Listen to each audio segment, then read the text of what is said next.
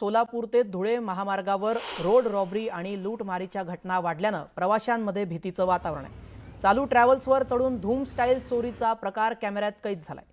हे संपूर्ण प्रकार रोखण्यासाठी बीड पोलीस अलर्ट झालाय आणि याबाबत आता बीड पोलिसांनी मोहीम हाती घेतली आहे। राष्ट्रीय महामार्गावरील गस्त वाढवण्यात आली आहे। यासाठी हॉटेल चालकांची देखील मदत घेतली जाते। बीड पोलीस दलाच्या वतीनं प्रवाशांनीही काळजी घेण्याचं आवाहन करण्यात आलंय। पोलिसांच्या मोहिमेसंदर्भात माहिती जाणून घेतली आहे आमचे प्रतिनिधी सुरेश जाधव यांनी। ऐकूया। सोलापूर धुळे राष्ट्रीय महामार्गावर गेल्या काही दिवसापासून चोऱ्या आणि लूटमारीच्या घटना घडत आहेत। रस्त्यामध्ये गाडीला अडवून लुटलं जात आहे आणि त्यावरती आता पोलीस प्रशासन सतर्क झालेलं आहे। जे रस्ते आहेत त्या रस्त्याच्या शेजारचे जे धाबे हॉटेल्स आहेत त्या ठिकाणी देखील जनजागृती केली जाते।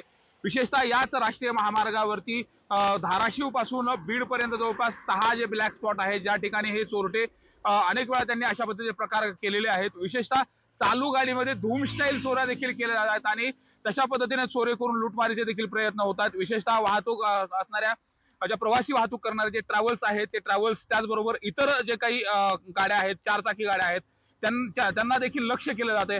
विशेषतः प्रामुख्याने जर बघितलं तर ट्रॅव्हल्स मधल्या बॅगा चोरण्यापासून लूटमारीच्या देखील घटना समोर आल्या आहेत आणि पोलीस प्रशासन आता जनजागृतीच्या अनुषंगाने काम करत आहे। त्याचबरोबर इथले जे धाबा चालक आहेत हॉटेल चालक आहेत त्यांची देखील या संपूर्ण प्रक्रियेमध्ये मदत घेतली जाते। माझ्यासोबत पोलीस निरीक्षक आहेत।